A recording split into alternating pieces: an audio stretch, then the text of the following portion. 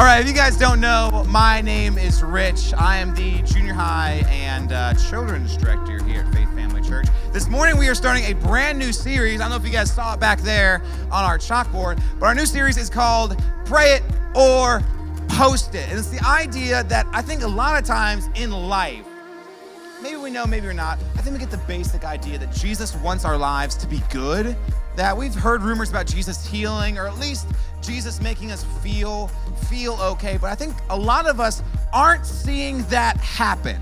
And sometimes we get angry about it. I think you maybe should. Sometimes we get depressed about it. Sometimes we begin to question whether or not God exists. But I think the reason why this happens, and I've seen this in my own life, is because oftentimes we want God's best without putting God first.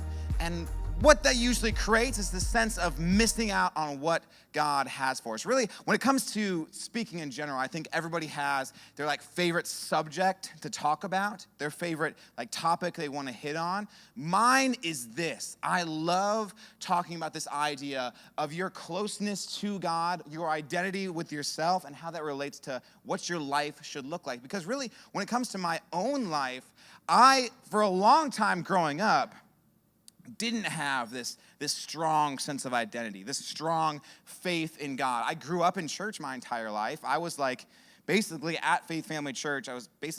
My mom could have essentially given birth to me in the sanctuary. I was probably here the day after I was born. My parents loved church and loved God. But for me, that didn't necessarily mean that my life was perfect. Actually, when I was in middle school and high school, I was kind of a social outcast. I wasn't really well liked by all these people. I wasn't necessarily in the in crowd. Does anybody weigh 90 pounds? Exactly 90 pounds? Anybody?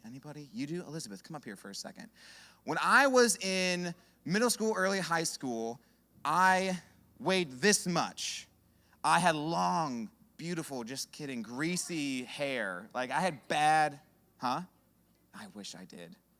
I burned them all. You can ask my mom. But I weighed, thank you, Elizabeth, thank you. I was a big kid. I had a ton of greasy hair, lots of pizza face zits.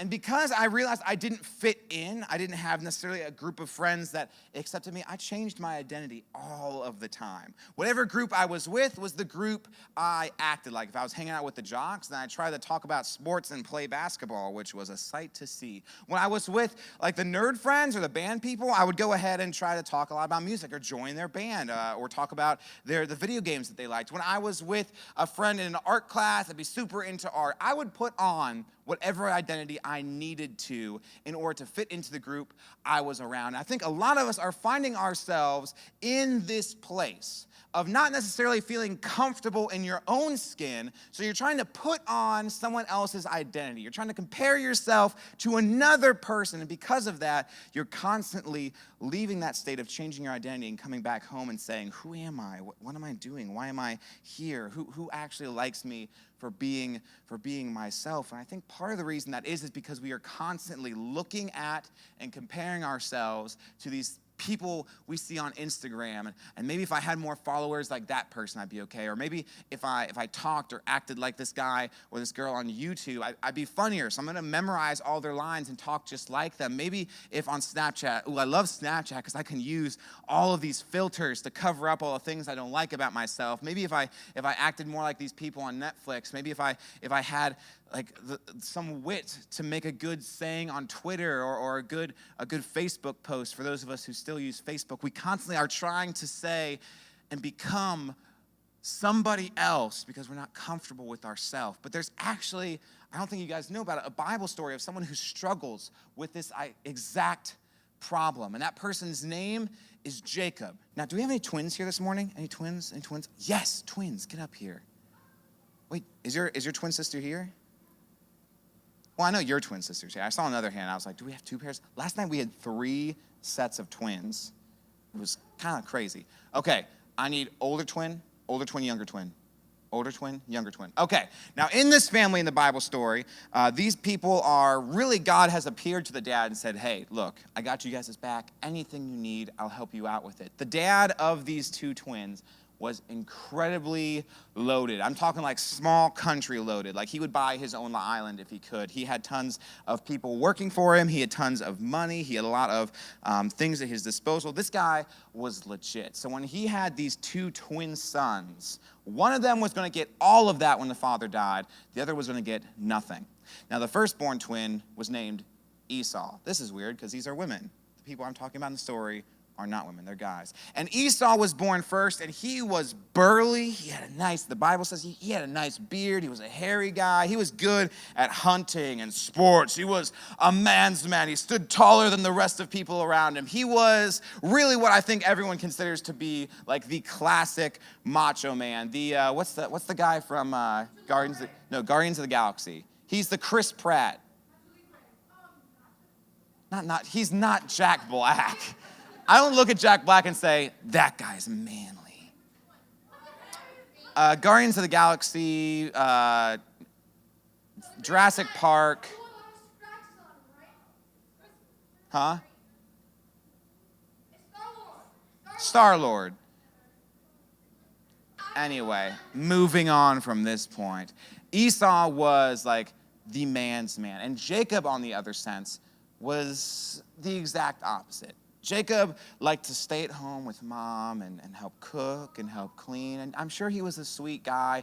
But whereas Esau is the guy who could probably like bust through a door, I think Jacob's the guy who would like cut his finger and say, ow, it hurts. I can't believe this, Mom.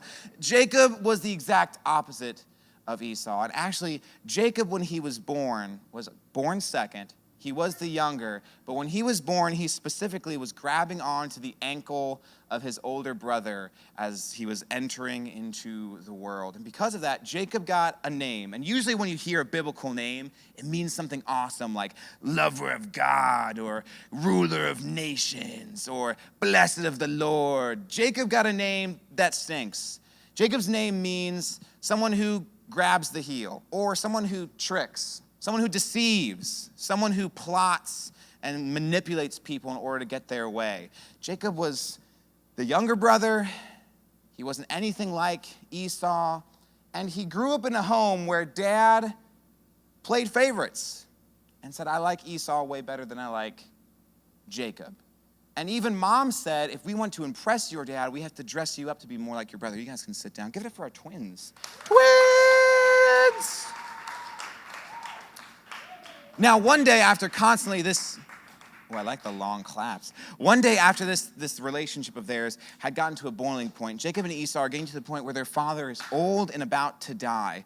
And Jacob has grown up in this home where he constantly hears from his dad, I wish you could be more like your brother. I love it when your brother goes hunting and all the stuff that he cooks. Jacob would try to cook a meal, and I'm sure his father would say something like, I guess this tastes okay, but did you hear what your brother did earlier today? Even Jacob's mom, these parents who loved them, still made the mistakes of not giving Jacob and helping Jacob find his identity. Instead, Jacob kept going, well, maybe if I acted more like this, or maybe I tried to do something like that, or maybe if I talked to them, or maybe if I tried to impress my dad like this, or maybe if I tried to be more like my brother like that, I'd be okay. Maybe they'd accept me. And it finally came to the day where in order for Jacob to be comfortable with his own identity, he came up with this plot, this trick in order to trick his father, who at this point is now decrepitly old and covered with the wrinkles. He's nearly deaf. He's very blind.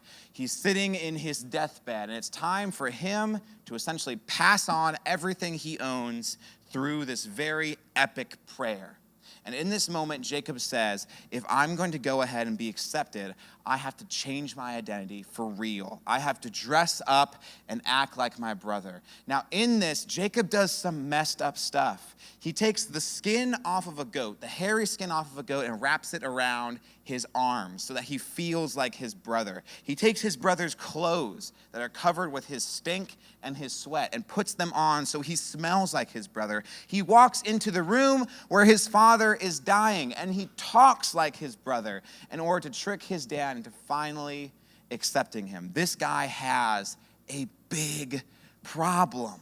This is not someone we would say is a healthy Bible character. This is not a disciple of Jesus who prays for people. This is not like a Moses who walks through the Red Sea. This is a man who is wearing animal skin and pretending to be somebody else. This guy is a serial killer from a horror movie at this point. But this is someone who has so many chapters written about him in the Bible. Why? Because as Jacob hits rock bottom, as he finally gets his father's acceptance through being somebody else, he's chased out of his home by his now enraged and upset brother who is literally saying, I will murder you as soon as our dad's dead. And Jacob runs away from home. He runs away from everything he knows. He sleeps in the forest with a rock for his pillow. And then this verse happens. As Jacob sleeps, he has this dream.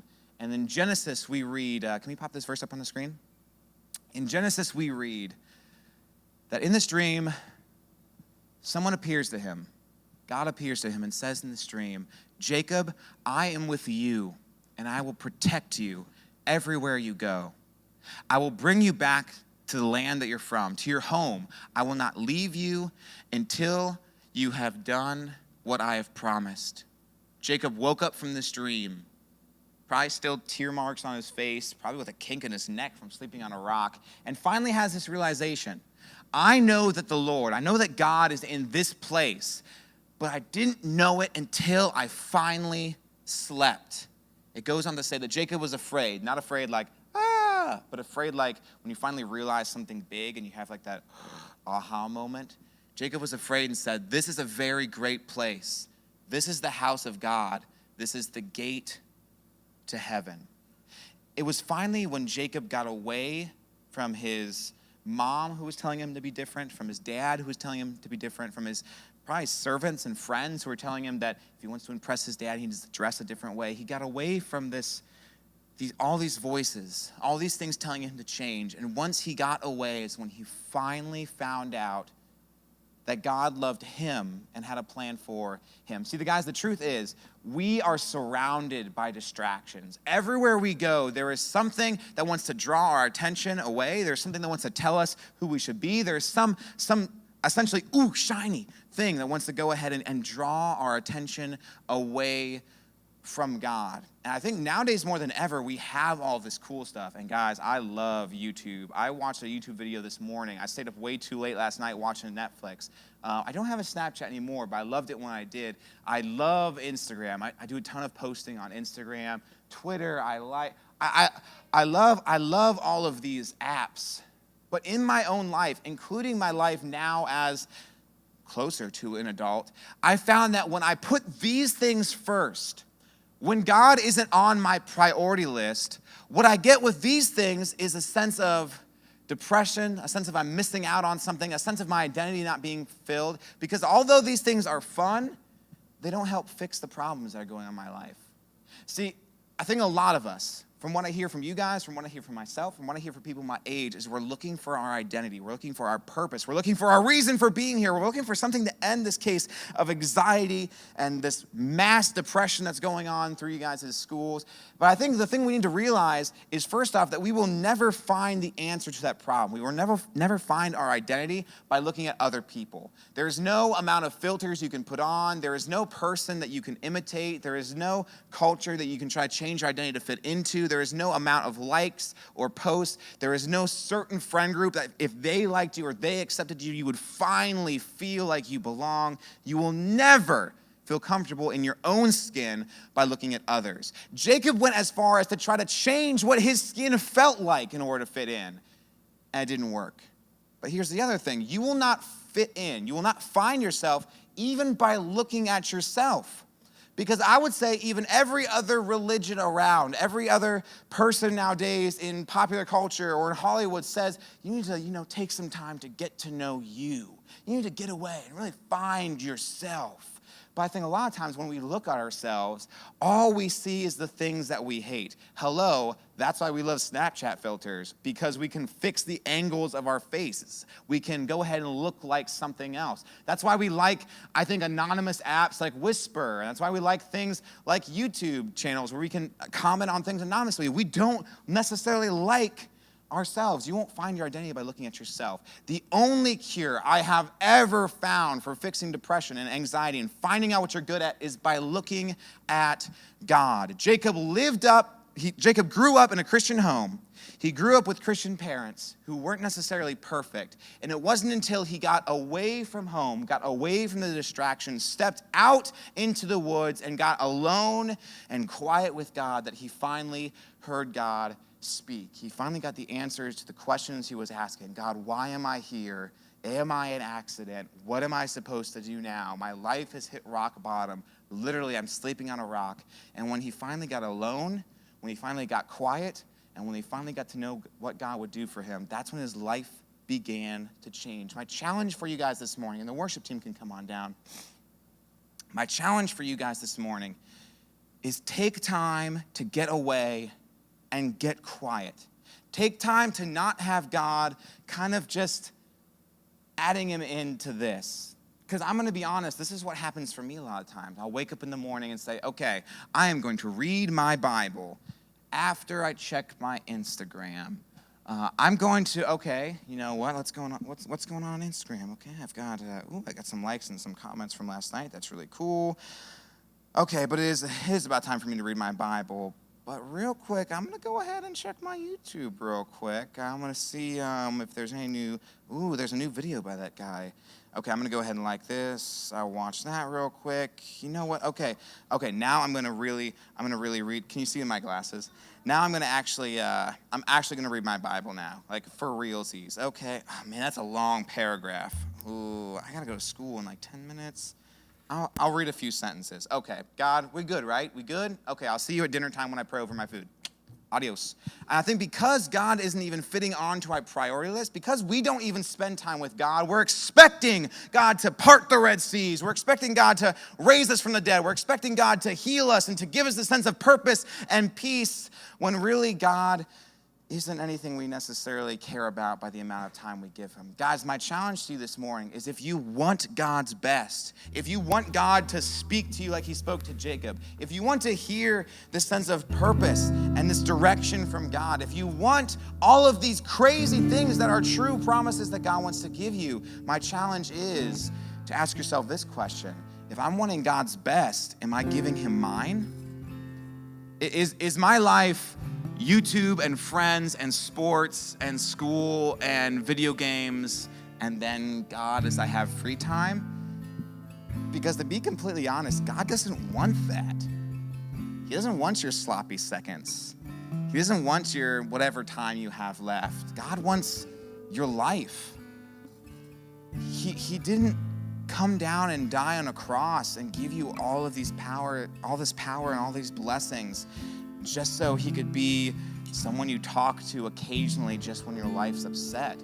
He wants to change the world for you, but he also wants to get to know you first. And I think a lot of times what we do is instead of spending time with God, we're like Jacob. We're so distracted by trying to become something else by ourselves or change what we look like by ourselves or fix our problems by ourselves that God is an afterthought.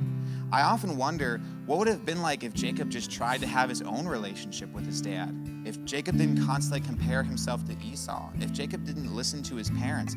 What if Jacob just tried to have his own healthy relationship with his dad instead of wearing goat skin and his brother's gross sports equipment? I think oftentimes what we need to realize is if we want to get to know God for ourselves, if we want these things for ourselves, then we've got to put God on our priority list, which means actually making stinking time to believe that this religion is actually worth something.